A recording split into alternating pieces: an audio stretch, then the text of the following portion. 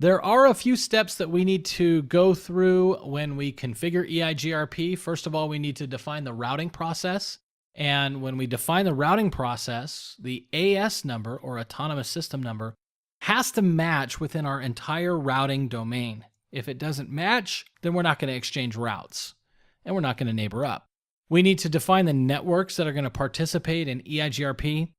And a little different than what we saw in the previous module with RIP version 2, when we define a network, we can use a wildcard mask so that we can limit which subnets are actually brought into EIGRP.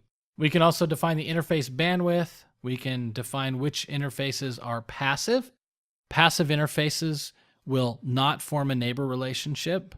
We can add their network address to the routing process and thus advertise that network. We can also configure the IP default-network command, which will help us to create a default network for our domain and point us off if we don't have a more specific route. And route summarization with EIGRP, as we mentioned earlier, we can do manual summarization, and we can also do auto summarization, which we're probably going to want to disable.